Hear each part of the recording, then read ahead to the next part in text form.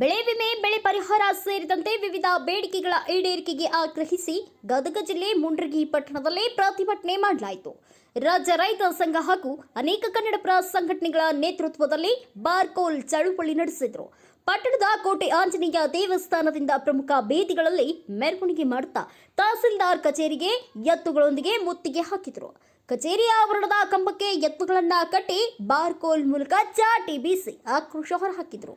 ರೈತರಿಗೆ ಬೆಳೆ ವಿಮಾ ಹಣ ಜಮಾವಣೆ ಮಾಡಬೇಕು. ಅನೇಕ ರೈತರಿಗೆ ಬರ ಪರಿಹಾರ ಬಂದಿಲ್ಲ. ಬರ ಪರಿಹಾರ ಬಾಕಿ ಹಣ ನೀಡಬೇಕು. ಹುಲಿಗುಡ್ಡ ಏತ ನೀರಾವರಿ ಯೋಜನೆ ಬಂದ್ ಮಾಡಿ ಕಾಲುವೆ, ಕಿರು ಕಾಲುವೆ ಮೂಲಕ ಕೆರೆಗಳ ಮೂಲಕ ನೀರು ಹರಿಸಬೇಕು. ನರೇಗಾ ಯೋಜನೆ ಅಡಿ 150 ದಿನ ಕಾಲ ಕೆಲಸ ನೀಡಬೇಕು.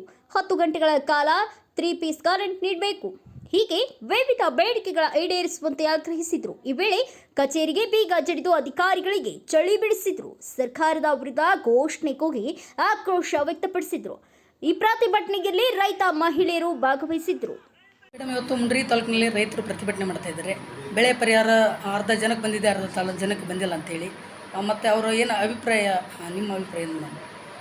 ಮುಂಡರಗಿ ತಾಲೂಕಿನ ಈಗ ಏನು ಸ್ಟ್ರೈಕ್ ಮಾಡ್ತಾ ಇದ್ದಾರೆ ಅದನ್ನು ಪರಿಶೀಲನೆ ಮಾಡಿದಾಗ ಕೆಲವೊಂದು ಆಧಾರದ ನೇಮ್ ಮಿಸ್ ಮ್ಯಾಚ್ ಇದೆ, ಅದು ಕರೆಕ್ಷನ್ ಆಗ್ತಾ ಇದೆ. ಅದೊಂದು ಸ್ವಲ್ಪ ಪೆಂಡಿಂಗ್ ಇದೆ. ಅದು ಬಿಟ್ಟರೆ ರೈತರು ಹೇಳ್ತಾ ಇರೋದೇನು ಅಂತ ಹೇಳಿದ್ರೆ, ಅವರು ಮುಂಗಾರು ಬೆಳೆ ಅಂದರೆ ಅರ್ಲಿ ಖಾರಿಫ್ ಅಂತ ಬೆಳೆದ್ಬಿಟ್ಟು ಅದನ್ನು ಬೇಗ ಹರಿದ್ಬಿಟ್ಟಾಗ ಕ್ರಾಪ್ ಸರ್ವೇಲಿ ಫೋಟೋ ಇರಲಿಲ್ಲ, ನಮಗೂ ಕೊಡಿಸ್ಬೇಕು ಅಂತ ಕೆಲವ್ರದ್ದು ಅಹವಾಲಿದೆ.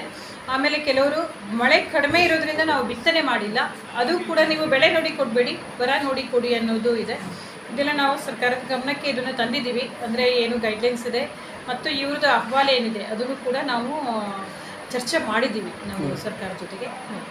ಈಗ ಅಷ್ಟು ರೈತರಿಗೂ ಪರಿಹಾರ ಬೇಕಂತ ಹೇಳ್ತಾ ಇದ್ದಾರೆ, ಅದರ ಬಗ್ಗೆ ಏನಾದರೂ ಸರ್? ಈಗ ಸದ್ಯಕ್ಕೆ ಗೈಡ್ಲೈನ್ಸ್ ಏನಿದೆ ಅದ್ರ ಪ್ರಕಾರ ಡೆಪಾಸಿಟ್ ಆಗಿದೆ. ಇದೇನು ರೈತರ ಅಹವಾಲಿದೆ ಸರ್ಕಾರಕ್ಕೆ ಕಳಿಸ್ಕೊಡ್ತೀವಿ, ಅಲ್ಲಿ ಸರ್ಕಾರದ ಹಂತದಲ್ಲಿ ತೀರ್ಮಾನ ಆಗ್ತದೆ. ಈ ಗ್ರಾಮ ಪಂಚಾಯತ್ ಒಳಗೆ ಏನಾದರೂ ಕೆಲಸ ಕೊಡ್ತಾ ಇಲ್ಲ ಅಂತಂದರೆ ಈಗೆಲ್ಲ ಆ್ಯಕ್ಷನ್ ಪ್ಲಾನ್ ಎಲ್ಲ ಆಗಿ ಈಗ ಕೊಡ್ತಾ ಇದ್ದಾರೆ. ಅದು CO ಮಾತಾಡ್ತೀನಿ, ಏನು ಯಾವ ಗ್ರಾಮ ಪಂಚಾಯತಿಗೆ ಹೆಚ್ಚು ಡಿಮ್ಯಾಂಡ್ ಇದೆ, ಡಿಮ್ಯಾಂಡ್ ಬಂದಾಗ ಕೊಡಲೇಬೇಕಾಗುತ್ತೆ. ಅದನ್ನು ನಾನು ಜಿಲ್ಲಾ ಪಂಚಾಯತ್ CO ಜೊತೆ ಮಾತಾಡ್ತೀನಿ. ನಮ್ಮ ಜೊತೆಗೆ ಜನತಾ ದರ್ಶನ ನಡೀತು. ಜನತಾ ದರ್ಶನದಲ್ಲಿ ಜನರು ಸಾಕಷ್ಟು ಅಹವಾಲುಗಳನ್ನು ಸ್ವೀಕರಿಸಿದ್ರಿ. ಅಲ್ಲಿ ಕೆಲವೊಂದಿಷ್ಟು ಸಮಸ್ಯೆಗಳು ಇನ್ನೂ ಕೂಡ ಪರಿಹಾರ ಕಾಣ್ತಾ ಇಲ್ಲ.